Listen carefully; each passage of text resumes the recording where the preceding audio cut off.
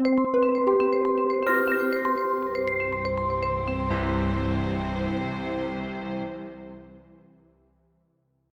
and gentlemen, this is the APSAC Zoom chat scheduled for 2 o'clock Eastern this afternoon. We've got about a third of our participants in from the waiting room. Give us another minute to watch as the numbers increase, and we'll be happy to get started.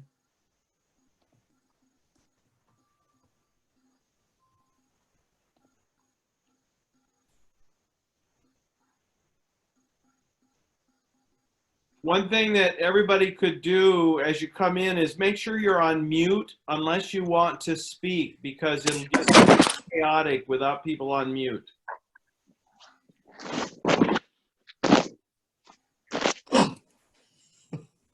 Okay, it is 1 minute past the appointed hour. We've got about 200 people with us, so we're going to get started.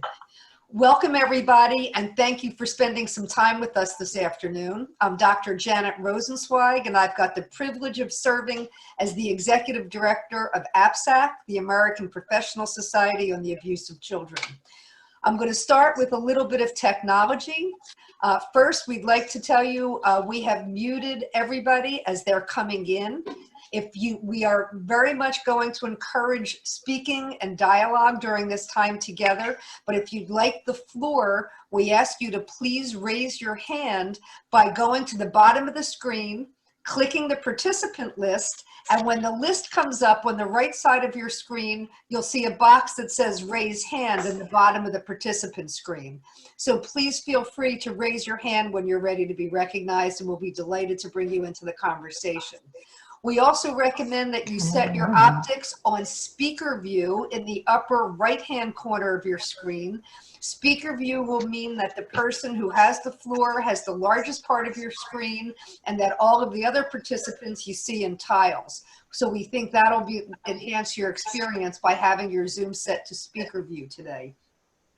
We were also asked the question if this web chat is going to include CE credits. The answer at this point is no. We want to. Oh. Okay. Are you kidding me? Can folks please mute themselves? Yeah. That would be very helpful. Mute all. Yes, Bree, Okay. if you can mute all, please. Oh, okay. I'm about tired of people.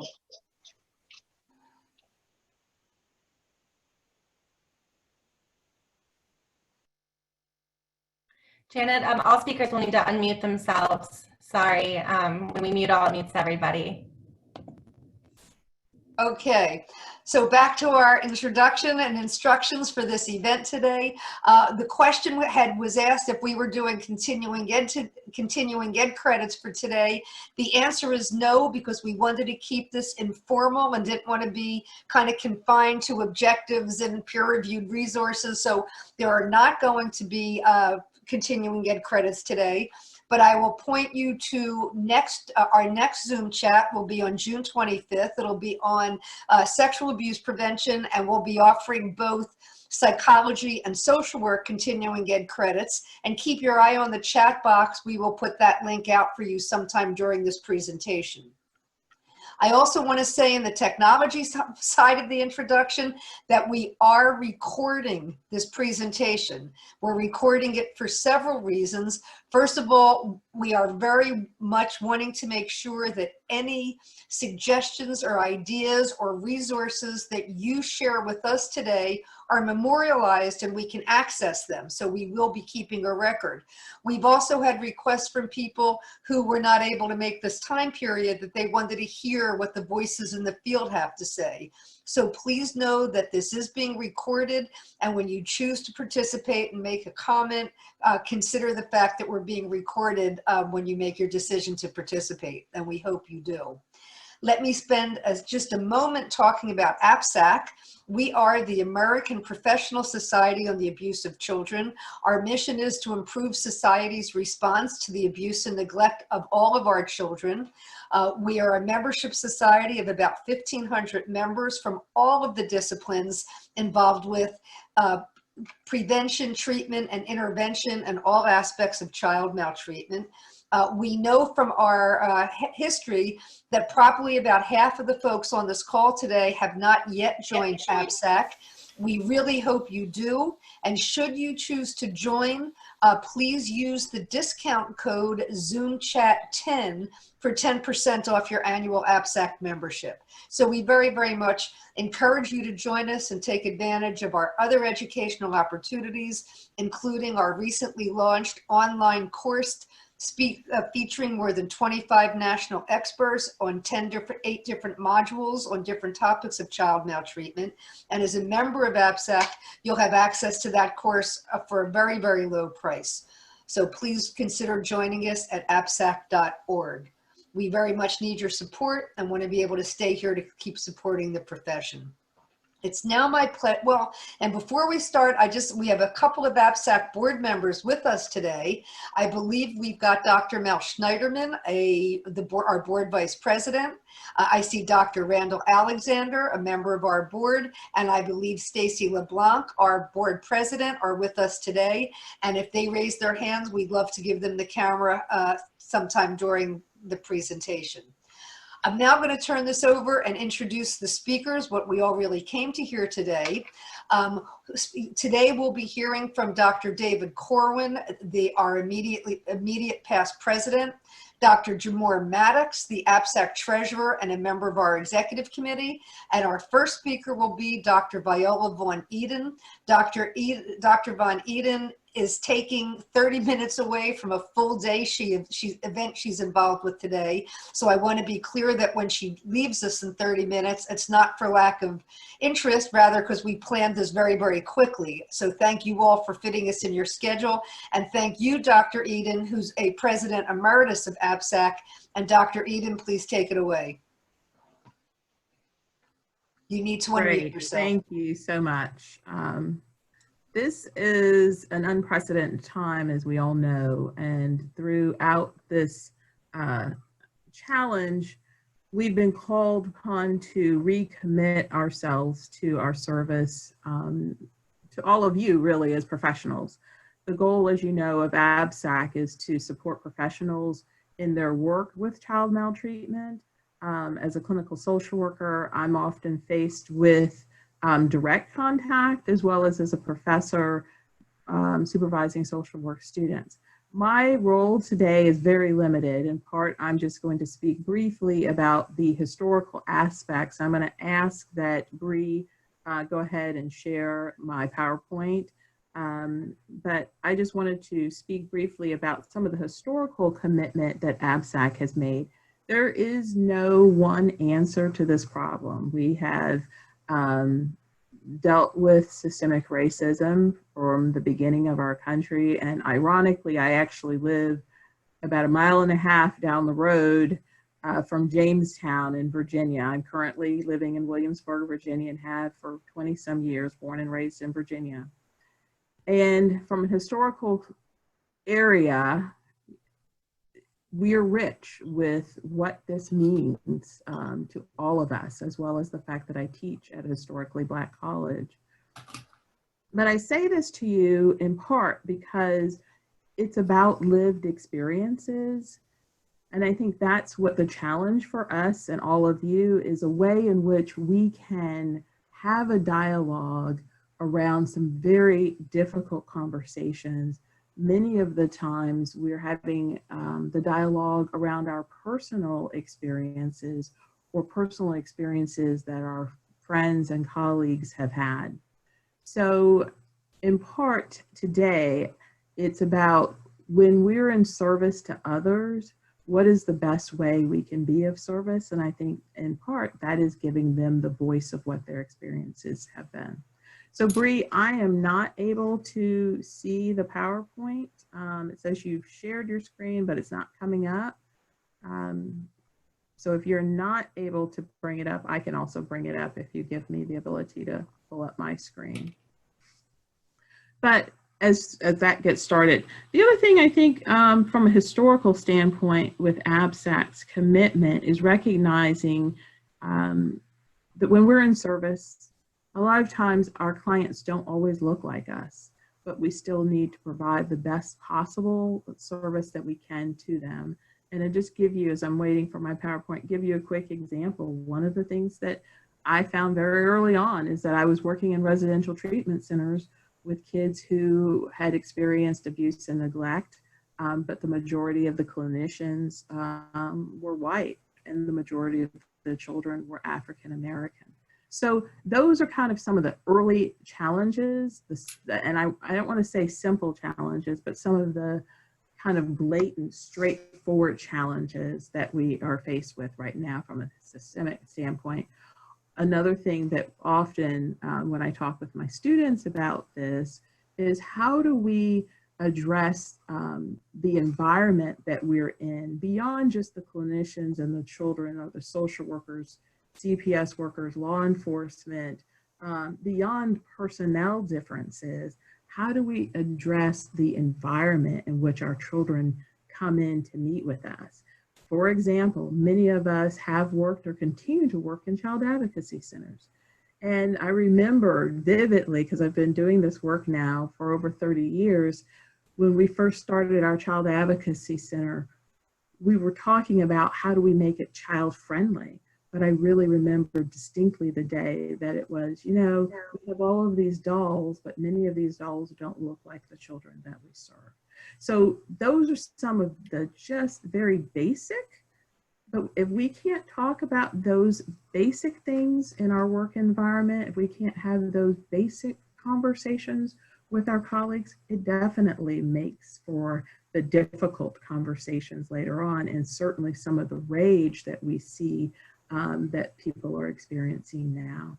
So that said, let's see if I am not able to share my screen. However, what I'm going to do is, for just the sake of time, is walk through Bree, we could not see the PowerPoints, Bree. Is Bree with us?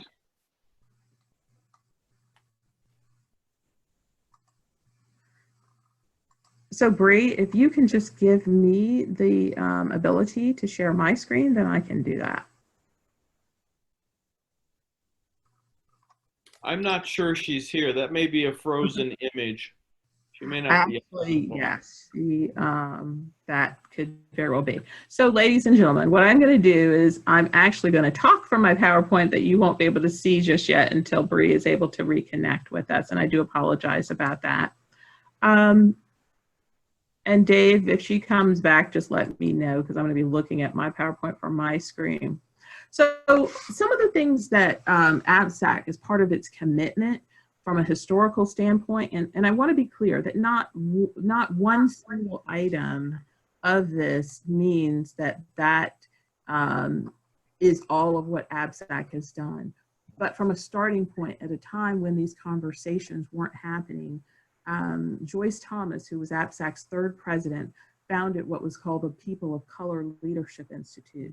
This was unprecedented at the time because she was able to work with a grant received from the Children's Bureau and their commitment to provide 4 years of a funded project to allow us to address the cultural diversity needs. And this wasn't just APSAC, it was partnering with several other major organizations. So that was kind of one of the first early turning points for APSAC. And it's on the ground, boots on the ground, addressing this issue. But then over time, we realized that we needed to do more beyond that. If we're going to be educating professionals around child maltreatment, as I gave you several examples earlier, we needed to offer something different and unique at our annual meeting. And one of the ideas was Dr. Lisa Fontes, who said, why don't we have a pre-conference day, essentially a day before the conference starts, to talk about cultural diverse issues, meaning all diversity issues, not just race, but sexual orientations, all issues that immigrant children and families face, a broad base. And so what what the idea that grew out of that was the annual APSAC Cultural Institute at our colloquium, which we have been having now every year since the first one, 1997. Another unique thing that happened as part of those same conversations in 1997, APSAC started the 5-day Cultural Institute, the 5-day Child Forensic Clinic. And as part of the 5-day training of interviewing children, we acknowledge the fact that many children are from culturally diverse families. So we needed to incorporate a piece of that training to address not only one of the things that we did, I don't know how many of you have done our forensic interview trainings, but one of the things that we do is we have actors come in with scenarios, and the scenarios aren't just culturally diverse, but there's a block of time that is spent one-on-one as well as with the group addressing how important it is to be culturally confident, culturally sensitive, if you're going to do an interview. And I've actually trained in that, so I won't belabor that because I could talk about that piece forever as well.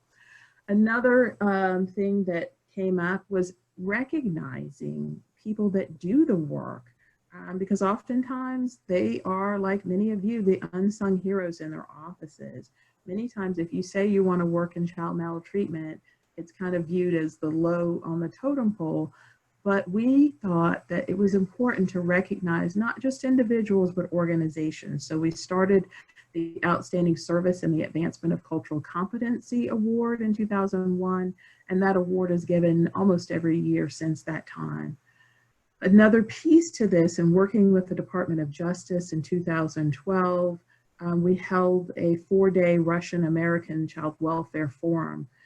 Through the course of working with Obama and Medvedev, who was the president of Russia at that time, they had a bilateral commission, and civility was one of the civil society pieces, and APSAC joined as part of that training. We actually, a team of us went to Russia on 2 separate occasions, as well as 50 delegates from Russia, child welfare organizations throughout the entire country came to the APSAC colloquium.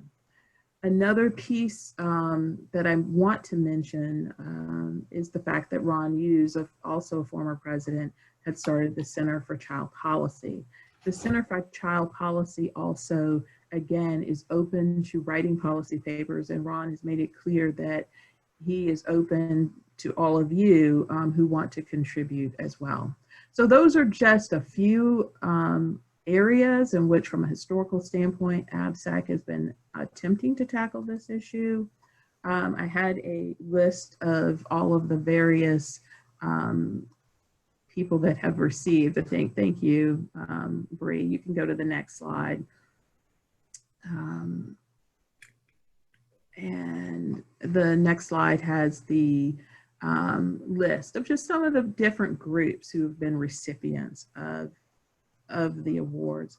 And what many of you may not realize, but that's unique about this particular list, it's a variety of people doing a variety of different jobs. It's not just all social workers or lawyers or scholars, but acknowledging that even organizations such as the National Center for Cultural Competence at Georgetown University that has some amazing material.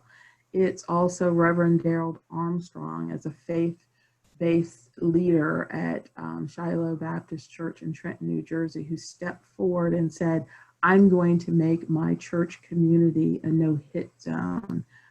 It's Bridges, the Catholic group, who is saying we need to provide resources as well to the community. So we acknowledge that we have a ways to go. And Bree, if you could go to the next slide, please. We acknowledge that this is something that is unprecedented. And this is something that APSAC has to renew their commitment. Because I think for me in particular, I speak personally, this isn't just about lip service. This isn't just about where we've been. This is about where we're going and the amount of energy, the amount of personal self-reflection that all of us must do on this journey.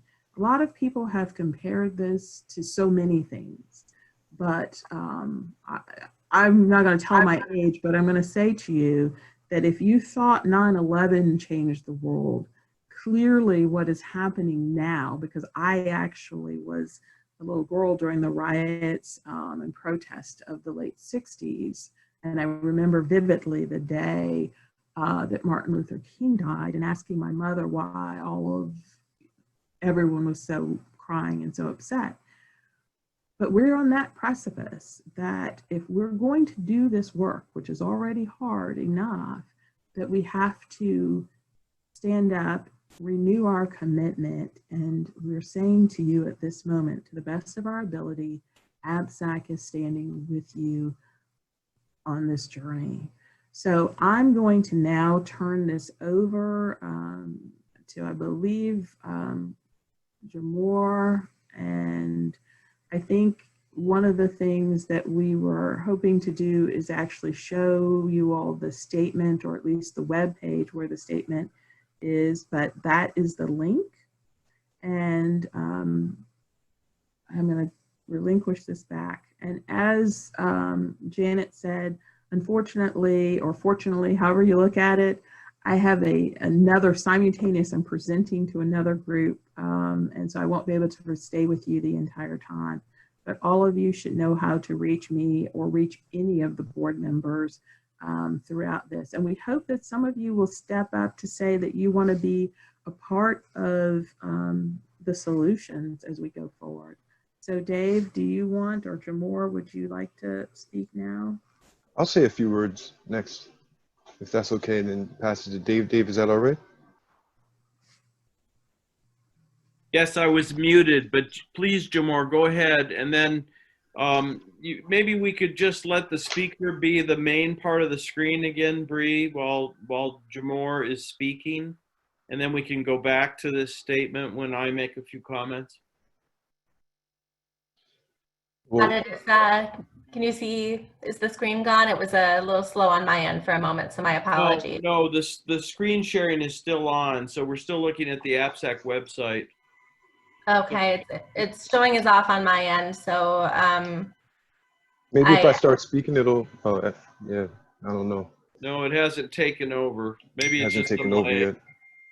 it might be on a little delay. I'll see what I can do on my end. Well, Well, it'll catch Jamor is up. there, and maybe if the rest of us go off screen, Jamor will get bigger. It'll catch up eventually, and I know my colleagues can hear my voice out there. Hello, everyone. It's good to be with you. Good afternoon. My name is Jamor Maddox. I'm a licensed psychologist in New York and New Jersey. So serving here in the Northeast, I'm a contracted vendor with CPS in the state of New Jersey, formerly known as the Division of Youth and Family Services, DYFS, but now known as the Division of Child Protection and Permanency, DCPP. And in my capacity, I do psychological evaluations, mostly of parents. And these evaluations are often used in fact-finding hearings to assist the court in its determination of whether or not a parent actually perpetrated an act of maltreatment. As part of those evaluations, I also evaluate children oftentimes. And I've been doing that for, well, pretty much since I got licensed in psychology in around 2007 or so. To date, I've seen over 3,000 people for evaluations in the CPS context. And most recently, I've been enjoying doing treatment since I can no longer do evaluations post-COVID, as the courts in my local region aren't accepting evaluations conducted by telehealth. So I've been doing a lot of therapy, which has been a nice break in the action. And in the midst of doing that and being so focused on COVID and getting up to speed on teletherapy, we have another unarmed Black man killed by the police. And wasn't quite sure what made this event. So let me just clarify. I'm speaking for me at this point, not for APSAC. I'm the treasurer of APSAC, but I'm just going to be expressing a lot of my personal opinions as a psychologist and as an African American here in the Northeast that's been doing this work in CPS. So going back to what I said, we had another unarmed black man killed by the police, and I'm speaking to my clients of all different ages. It seems like those closer to my age didn't react so strongly initially. It was kind of like, all right, this is something that's happening again. A problem that still is yet to be resolved, more of the same. But some of my younger clients in their 20s, their reaction was much stronger. And probably after a week or so of that, I noticed people from all different cultures that I see having strong reactions to what happened. And I noticed my reaction started to shift as well. I really couldn't put my finger on what created the shift, but something palpable was happening in our nation as more and more people really started to wake up in terms of police, excessive use of force by police here in the United States. And then maybe a week after that, we started to see more and more people protesting outside of the United States, carrying the banner for Black Lives Matter. And this really became quite a movement that I'm really happy to be a part of, and really happy to be witnessing coming right off this pandemic. And I tried to find out what would be my role in this. Outside of protesting, how could I use my influence, to the extent I have it, in various circles I function in, to create impact and to do my part in ending such injustice. Interestingly enough, I'm just coming off of writing a chapter actually in a textbook I co-edited. It's on the APSAC website, and it was actually on bringing tort cases against police departments when the harm is excessive use of force by the police.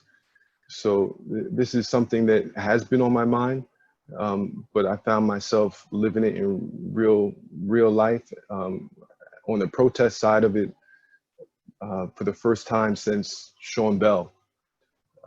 So it was really interesting, and I'm happy to be serving and addressing this issue along with my APSAC colleagues, which David Corwin will probably be speaking about more in a bit, as he has led the charge in APSAC's fight to address racism and bias and child maltreatment. A little bit of my understanding of racism and bias and child maltreatment it's not my primary area of expertise, but that's one of the reasons why we're here, is to learn more from all of you, to see what your experiences have been.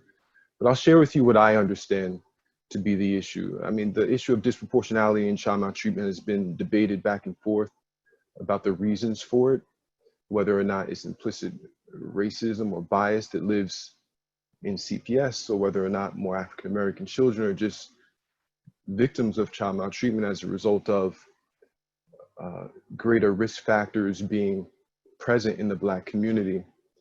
And so there's back and forth on that, but I'll share with you for what I understand. 400 years ago, slavery begins in the United States and persists for hundreds of years. And then about 150 years ago, slaves are freed. This is a very simplistic version under the 13th Amendment that also indicates if you're a criminal, then it doesn't apply and you can be taken back into custody, right? So then you have the emancipation, but then you have several African Americans being forced to participate in these convict leasing programs. So basically you go from being enslaved to being a convict, still forced to work without pay, but now under the rule of law enforcement and imprisonment. So then we have Jim Crow, right? All of the separate but equal stuff. And I'm sure all of us are familiar with that. And then we move into the civil rights movement, and there's an awesome victory in that. Dr. Martin Luther King leading the charge with others, though he was later assassinated, as Viola just spoke about. And it would seem like something to be celebrated and in fact is and was, then shortly after that, we fall into this time period of get tough on drugs, right? So we have mandatory minimum sentencing, we have disparities in how different groups are being incarcerated as a result of how different drugs are treated, whether it's crystal or powder cocaine, which results in more African Americans being incarcerated. And that continues to happen, right? And then we have get tough on crime coming off the heels of that. And we have language such as super predators, right? We have more African Americans being locked up from that. And while all this is happening, people are obviously still parenting. African Americans are still obviously having families, but you have more and more African American men being incarcerated, so that at present, if there's 2 other African American men with me here on the screen now, odds are one of us will come in contact with the criminal justice system and be detained. So going all the way back to slavery, all the way up to this point, you have this increasing wealth gap, this really insurmountable to catch up. You have concentrated disadvantage in African American communities with higher proportions of liquor stores and a variety of other issues. And then we come into stop and frisk, right? And all the while, in the media, you see African American men dying unarmed at the hands of police and law enforcement. So that's, we're talking about Freddie Gray, Sam DuBose, Castile, up to the present with George Floyd. So just in that brief recap of history, right? So let me come back to the initial question. Is the issue implicit bias or racism in CPS, or is the issue just racism in our society that and bias in our society that results in African American families having more risk factors that result in more maltreatment for African American kids, thereby needing CPS intervention to a greater degree? And so that's the question. But when you look back at all of this history,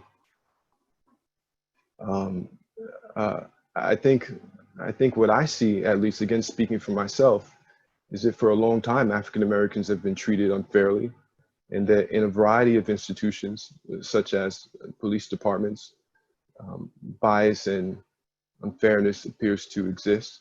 For a long time now, several hundreds of years, African Americans have been oppressed in this country. And I think for me personally, it's a difficult stretch of the imagination to think that the CPS system is somehow immune to bias practices. We could have a debate about that, I'm sure, but I just find that to be a stretch of the imagination to believe. In my own work, when I'm interviewing families of color, I've heard, I can tell you that this is a truth that lives in their heart.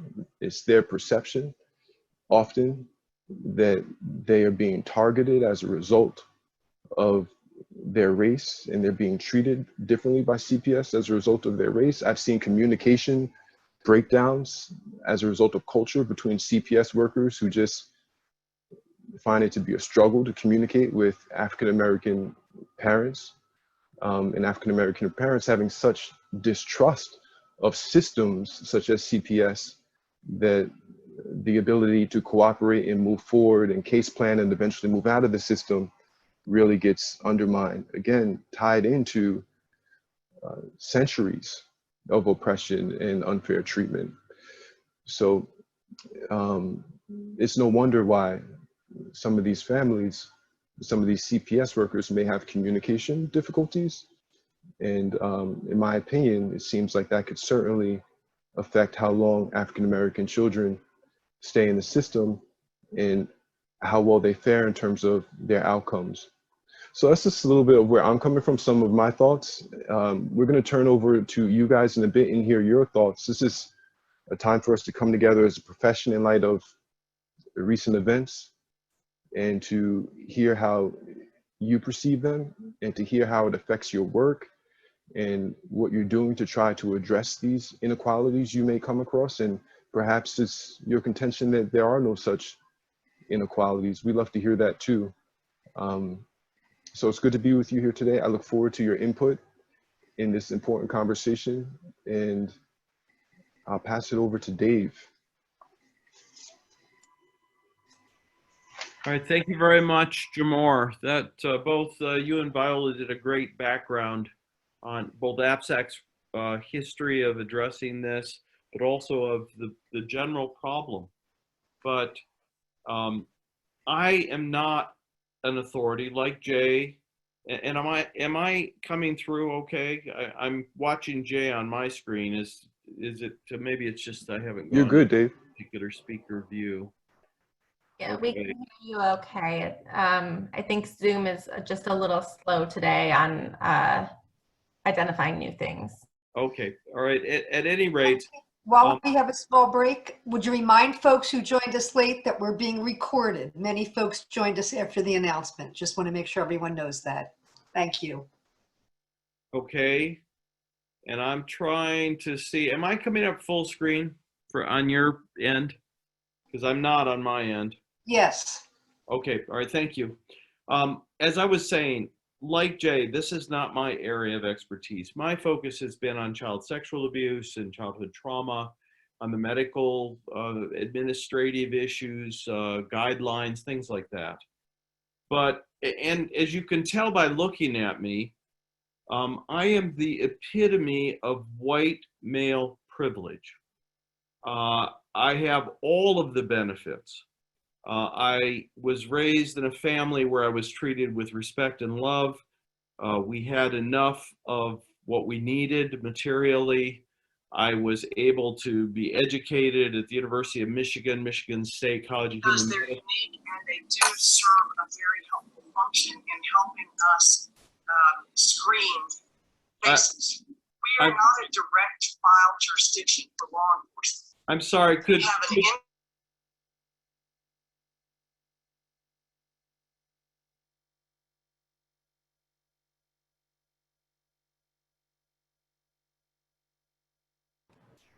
We can't hear Dave.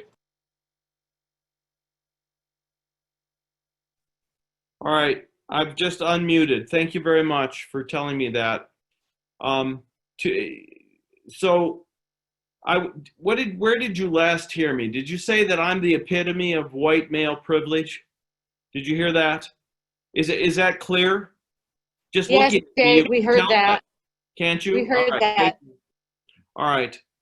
And that I have never had any direct experience where I felt discriminated against or disadvantaged or any of these things.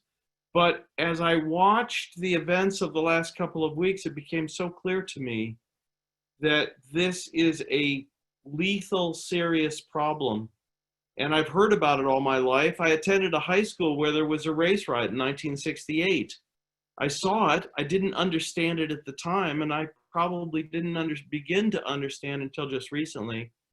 But I felt as my last act as president of APSAC, I wanted to try to make a strong statement. I wanted APSAC to commit to the long haul effort to make, eliminating systemic racism and implicit bias a core mission to APSAC, as well as the other things that we seek to do to try to help professionals in this field do the best they can for abused children and their families.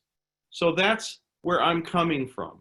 And I've started to read the book, How to Be an Anti-Racist. And from that I learned, there's only, at least in that model, in that author's view, Kendi, his view is you're either a racist or you're an anti-racist. And so if you use that definition, I'm a racist who wants to become an anti-racist, but I have to learn a lot. And that means I have to listen to people who've had direct experience. I have to look closely at the research and at what goes on that makes racism just part of the culture. To me, it is relatively invisible because I am a member of this particular class. And it's not because I'm a bad person, it's just because I was born that way. So I'm here to listen. And that's it for my introductory comments. And now if we could go through an orderly process where people raise their hands, come on screen, unmute and start your video so we can see you if you're willing to show yourselves. And let's hear your thoughts and views about what APSAC's priorities should be as it moves forward to start what is probably a decades-long effort to eliminate systemic racism and implicit bias. Thank you.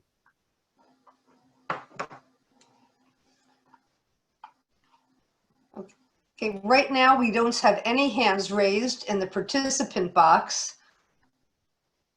If there are folks that want to speak but can't find the raise hand button, put a note in the chat box and I'll just say, would like to comment, and we'll identify you that way. Janet, I think Sue Ellen Freed had raised her hand. Okay. I also see Janae Stevenson. So what I'll do is I'll unmute Janae first, and then I will identify. I don't see Sue Ellen, but I'll find her and unmute her second. Hi, everyone. Good morning. My name is Janae Stevenson. I am a student at Arizona State University. My mother, Tara Stevenson, invited me to this Zoom call, and I am the president of the National Association for the Advancement of Colored People on ASU's campus. That was a lot. So in short, I just wanted to add a few comments. I really appreciate what the beginning speaker said. And it takes a lot.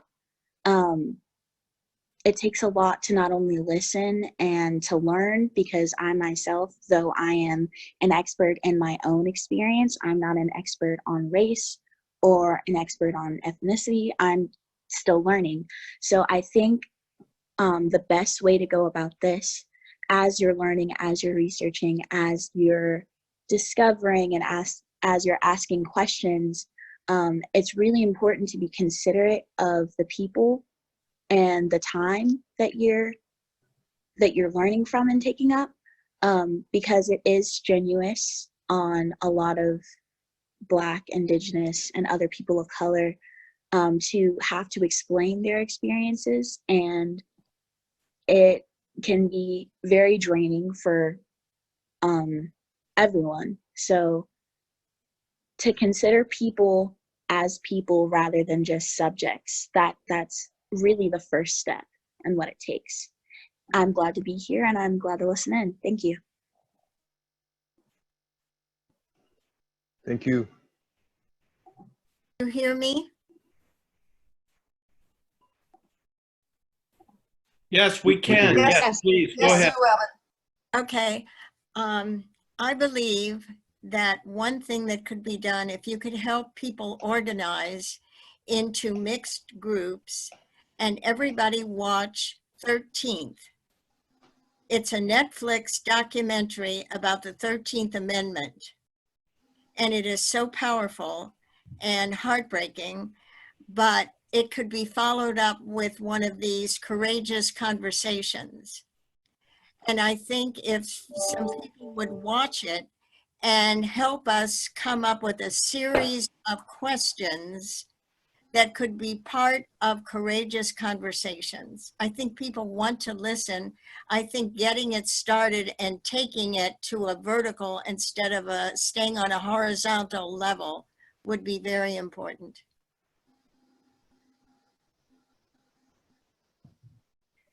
Thank you very much. We appreciate that. Other comments about what APSAC can do to help us move forward? I have a couple questions in the chat box that I want to acknowledge, and then I see Latanya. So once we've gotten through in the chat box, I will unmute Latanya. So Justine Romano is wondering how people are tracking and collecting data on race related to CPS reports and involvement.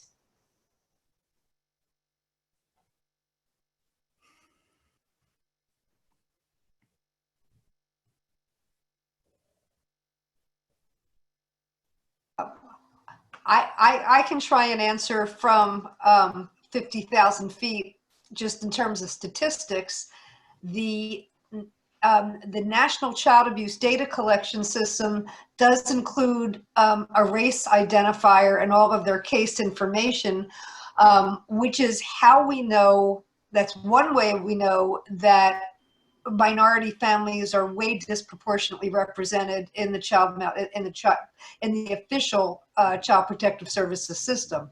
I'm not aware of anybody collecting data on the kind of issues Dr. Maddox discussed, which is cultural bias, miscommunication, etc., that can happen when a CPS worker and a family they're working with don't share the same cultural and same values.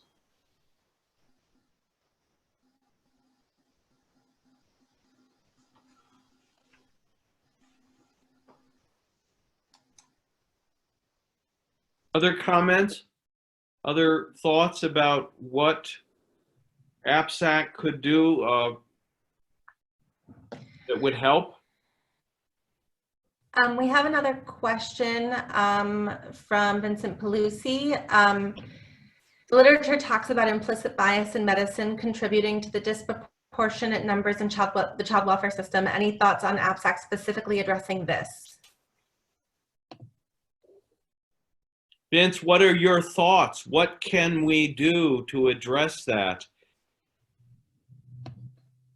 Hey, thanks for the chance to talk. I guess the question was sort of like, APSAC is this wonderful group of multidisciplinary people and approaches. And I was thinking, are we looking at a broad global approach, or are we going to look at specific disciplines and some of the issues in them? Is that something APSAC would hone down on to give resources to people like me and you, Dave, or I see Randy Alexander and a few other docs on the call to really go after medicine? But I'm sure we could also want to talk about law and law enforcement and CPS specifically. Is that a role for APSAC? I think all of the disciplines that are members of APSAC are within our scope.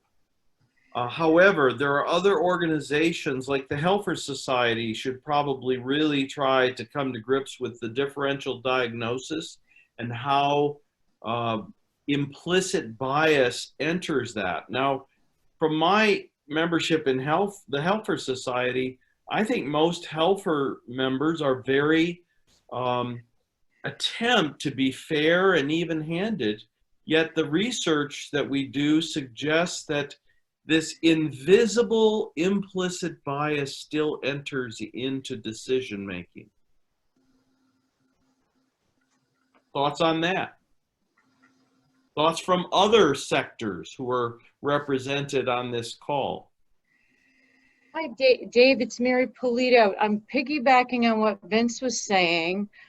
Perhaps, since APSAC offers so many amazing trainings in so many different areas that many disciplines take part in, like such as the forensic interview training, maybe taking a look at adding more heft to the training about these issues could be one way we could reach multidisciplinary teams across the board.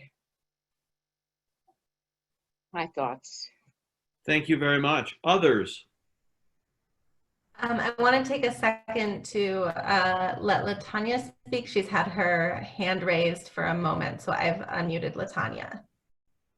Good morning, everyone. My name is LaTanya Gordon. I am a family services supervisor here in Sussex, Virginia. And I was just listening to some of the comments and statements, and the young woman who is currently in school, and congratulations on being the president of your chapter of the NAACP. One of the things for me, I've been doing CPS, I'm a CPS worker at heart, and I've been doing it probably going on 17 years now. And I think what is very important, just communities abroad.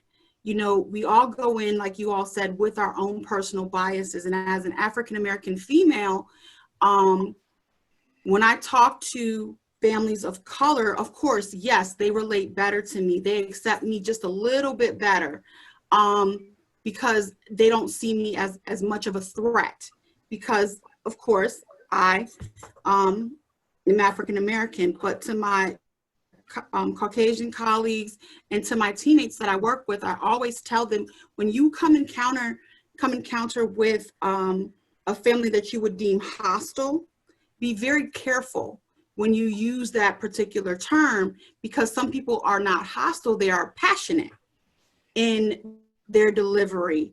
And a lot of times, especially in the African American community, what comes off as hostile is basically us being passionate about what we're discussing or talking about. Like for me, I talk with my hands, as you can see, but for some people that can come across as offensive, or it makes people uncomfortable. So when I talk to my team, I always tell them, you know, pay attention to body language, but make sure that the attention that you pay to it is not in a way and in a measure that you're walking away using your own personal feelings about how that person came across. CPS all by itself is a threat. It doesn't, whether the worker's Caucasian, African American, or any other race, it's still a threat because it is the system. It's a threatening system nonetheless. And historically, we have been looked at as baby snatchers. So, you know, being mindful, just being very, very mindful and being aware as an agency at large, having those open conversations with teammates, colleagues, supervisors, and directors as well. Because I think sometimes what we say and do in-house, we will perpetuate outside of the house when we go into these communities and we meet with these families. So we need to check our stuff at the door and ensure that if we have a question, we talk to our colleagues that we feel a little comfortable with, you know, and talk about the things that make us uncomfortable, and maybe they can translate that information just a little better.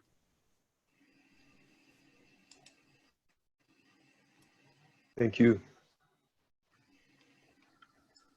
Yeah, that reminds me of what I was saying at the top, that, you know, I've witnessed these communication issues, right? Where people come in and they're passionate, but you have casework supervisors and maybe even local office managers hearing that a certain way. And now they're threatening. And maybe even I'm the one who hears these issues because maybe they want to bring in me as an African-American psychologist to now deal with this African-American mother, which is typically the case, as opposed to an African-American father being there. Very often, it's not my opinion that they're hostile, but I'm speaking anecdotally now. I'm speaking from my own personal experience. I'm not speaking from any type of research article or paper.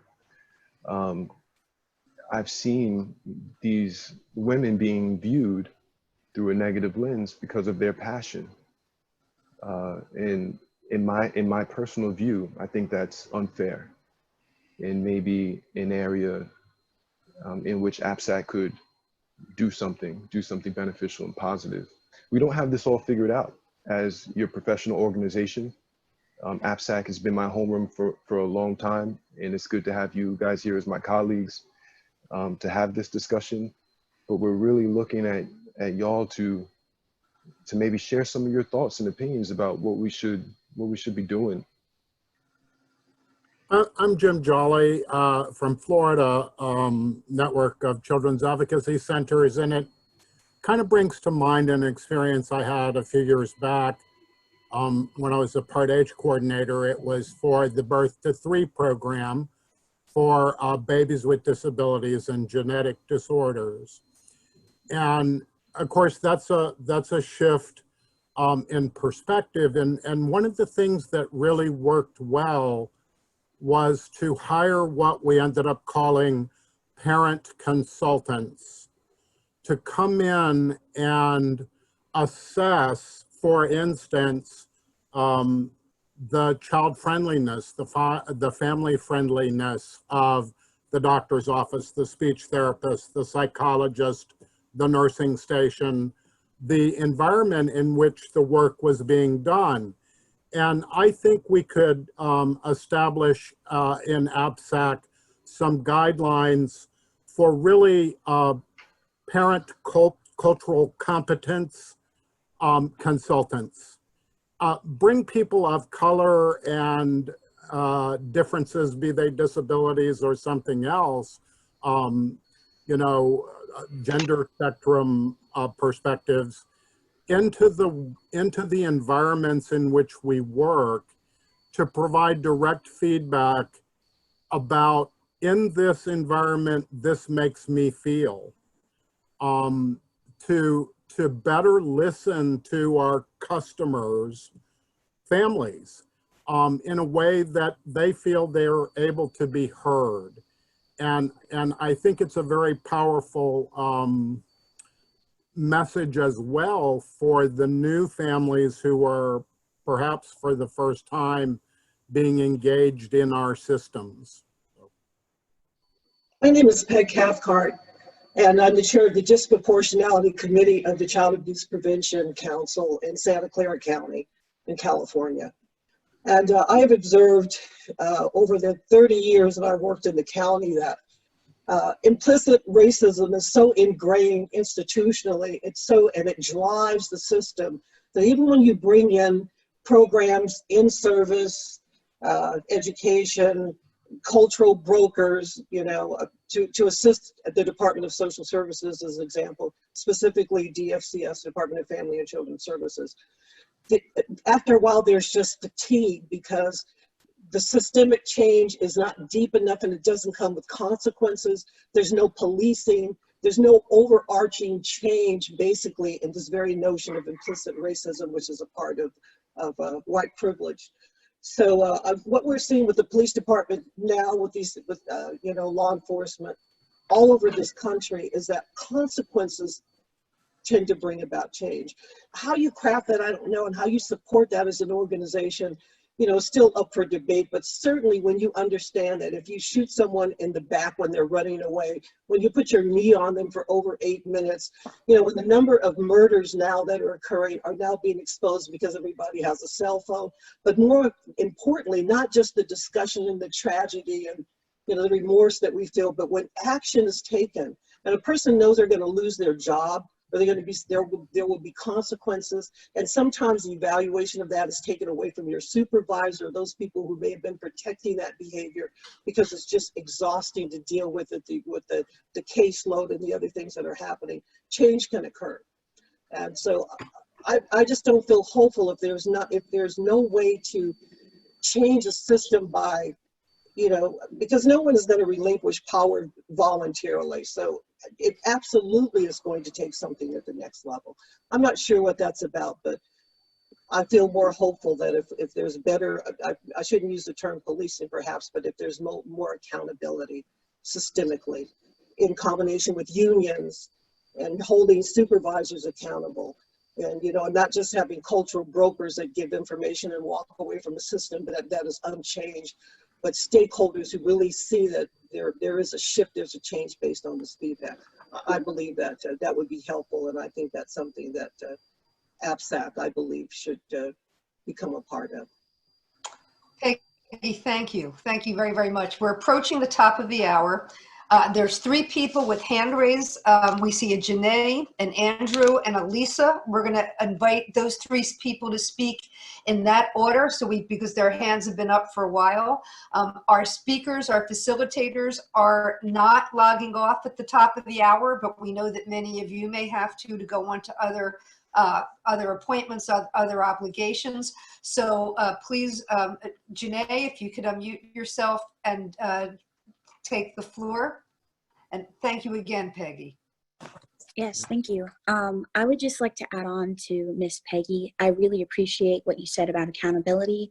I feel that a lot of organizations, nonprofit and for-profit, whether they are government entities or they're just community-based, they're lacking in accountability, whether that being just keeping their employees or keeping their staff accountable when they do something wrong, and not even necessarily disciplinary actions, but people feeling comfortable enough to tell them that what they did wasn't okay, that their actions have consequences that further perpetuate systems of oppression.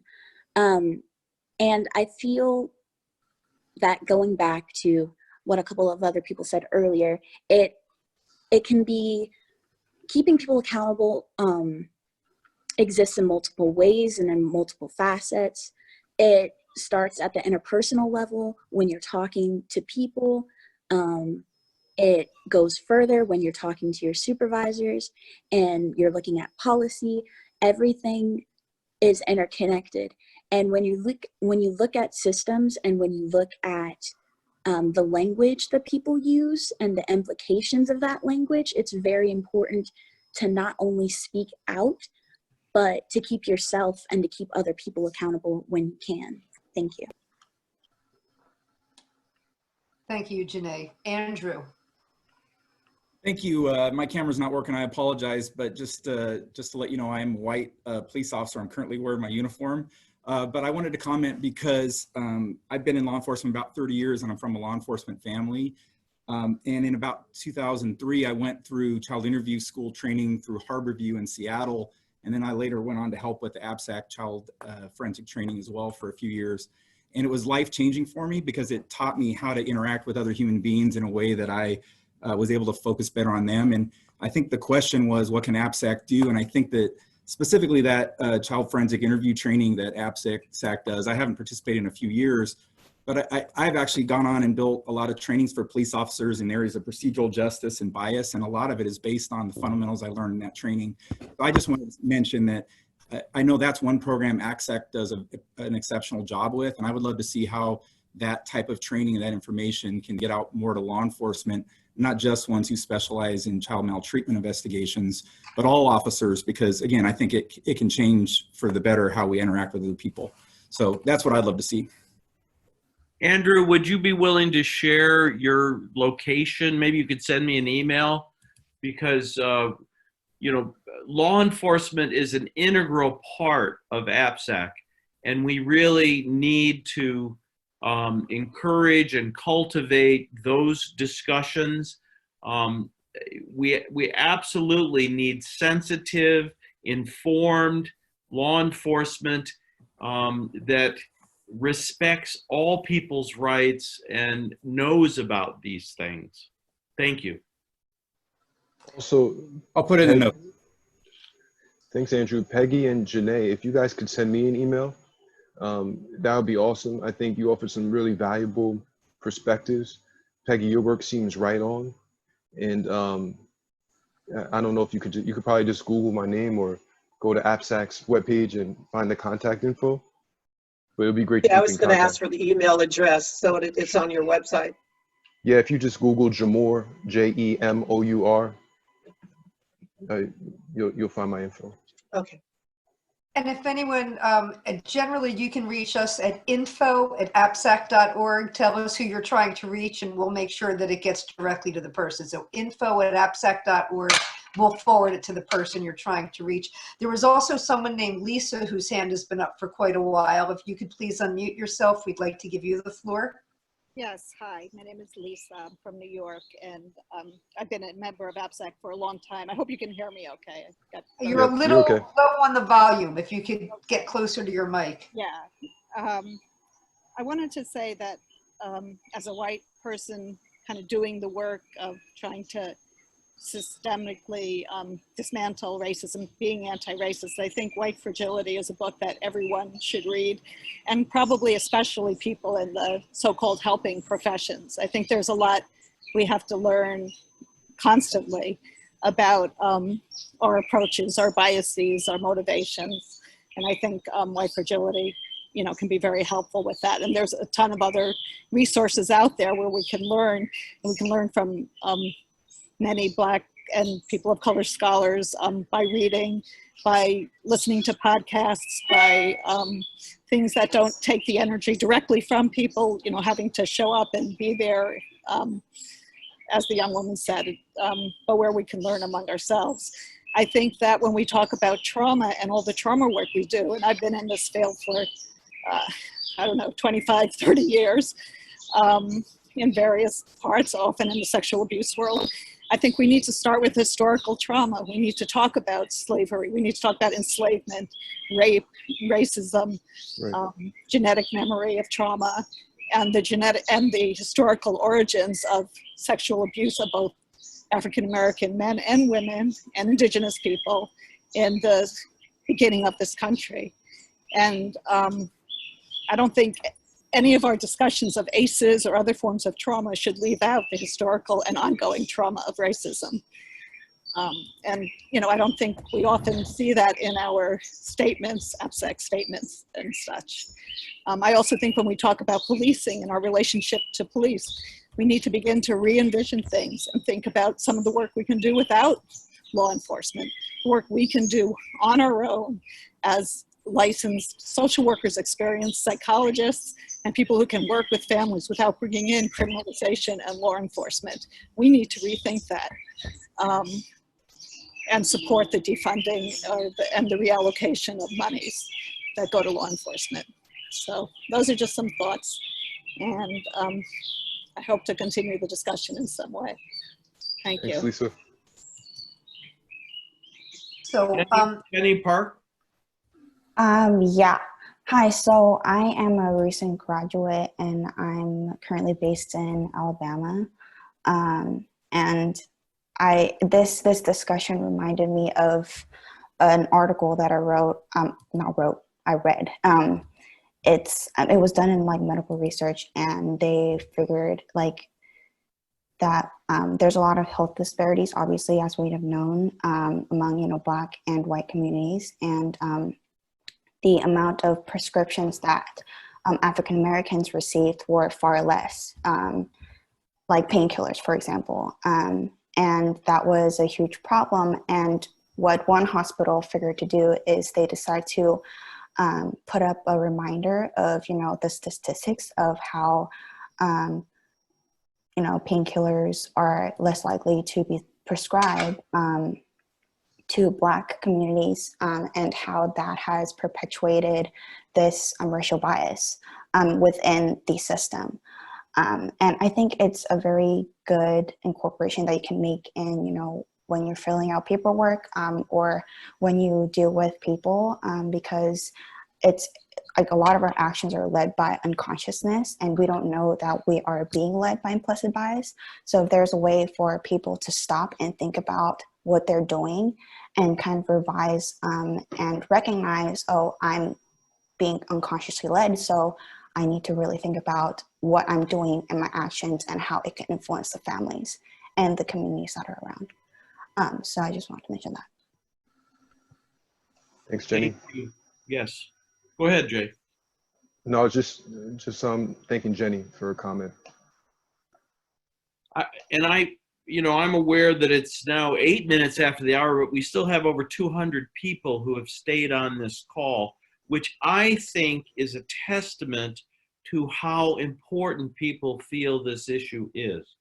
And so I want to thank all of you, and I would encourage you to send us an email. We'll see if we can start some kind of a web chat, a listserv where we can keep a dialogue going about, constructive ideas on things, action steps that APSAC can take. And unfortunately, our new president, Stacy LeBlanc, who wanted to be on this call, forgot to register, couldn't get in, was blocked, but I know she wanted to talk about her commitment. And I hope that's really visible to everyone who's participated in this call, that APSAC's leadership is fully engaged in this as a major initiative. We have to do concrete things that will help diminish systemic racism and implicit bias. And to many of us, particularly those of us that look like me, it's almost invisible. We never experience it. And we're not bad people. We need to be educated to see it. We need to learn how to address it. And so that's one of the things that we're doing. And I'd like to just make sure that you're all aware there's a course that's free that's being offered. It's an 8-week course with a couple of hours of viewing videos and reading articles.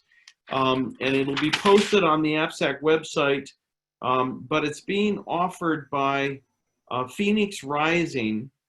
And there'll be an announcement on our website. It's still possible to register for that course. I started it this morning, and they had a lot of audio trouble on their big Zoom call.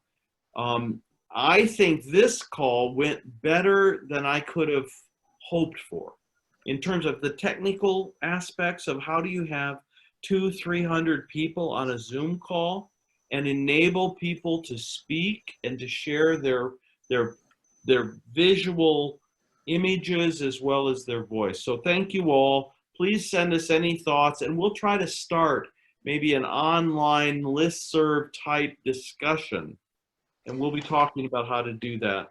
But I think Dave, you've got a question. Somebody'd like you to repeat the name of the course, please, or type it into the chat box. And while Dave is doing that, I want to say that Stacy LeBlanc, our new president, had technical issues. She couldn't join us with video, but she has heard every word, has been texting me nonstop and taking copious notes, so that you know that all of these concerns reached the officers of the Executive Committee of APSAC as well as all of the staff. We thank you so very, very much for joining us today. Whoops, we just lost Janet. Did we lose the call? No, everyone's here.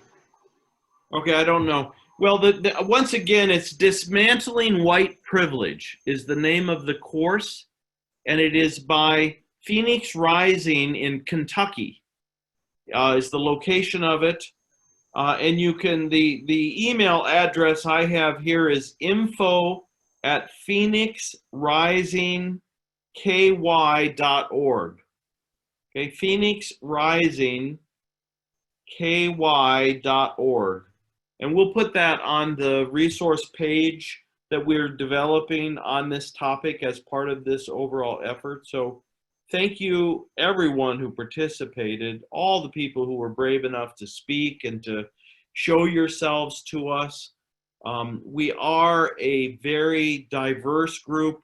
We are engaged in an effort that addresses all of the most vulnerable people in our society, and we of all professionals need to learn about this problem and try to diminish it and hopefully eventually end it in this field of addressing child maltreatment. So thank you very much. No, I also want to thank everyone for being here and participating in this conversation, and for opening your eyes to these issues of oppression in our nation during this time, and to also take a look at what's happening in our field concerning racism, and maybe even at our own work.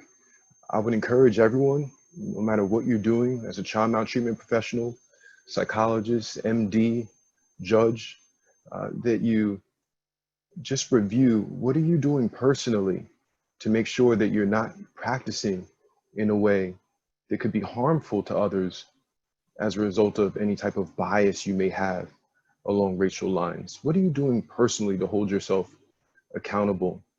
And what are you doing within your area of influence to fight against injustice when and where you see it? I think that's a good take home, a good challenge for all of us to keep in mind. Also, big thanks to everyone for taking it so easy on us today.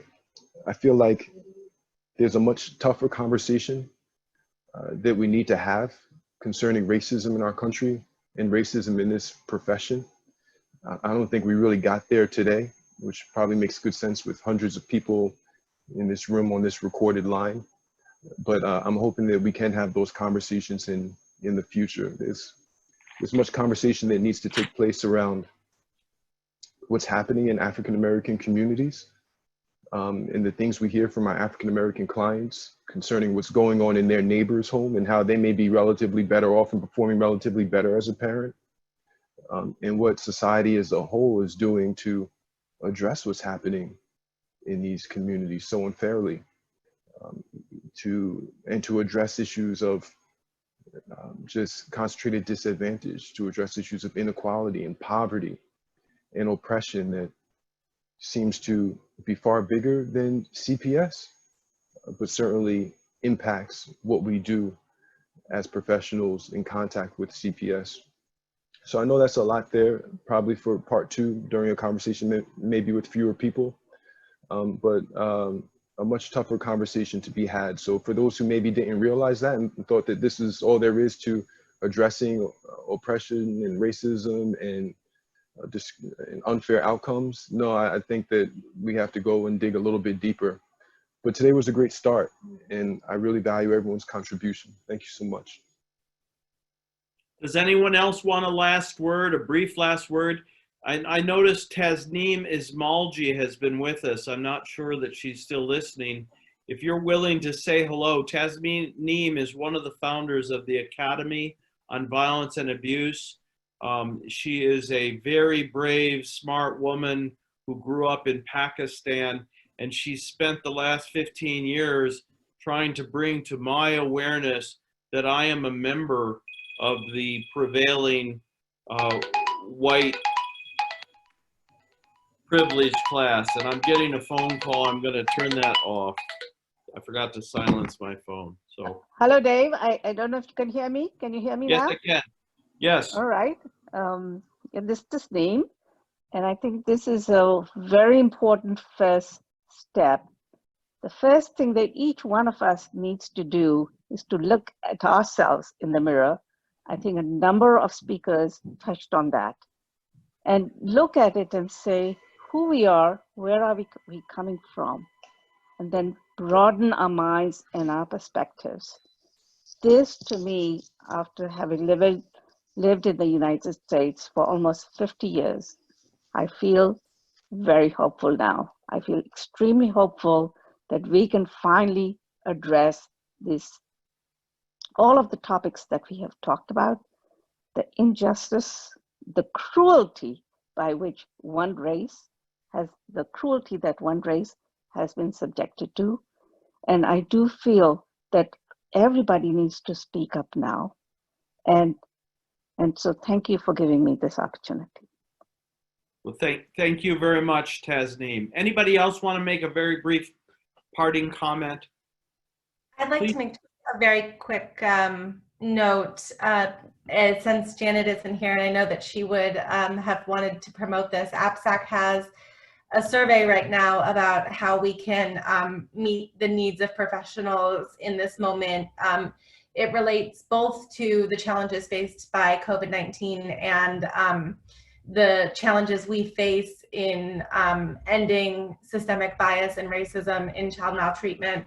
And the survey both gives you the opportunity to share whether you'd like to be involved with this work and give us your contact information, or if you want to submit comments anonymously for some of those tougher conversations, you can do that there as well.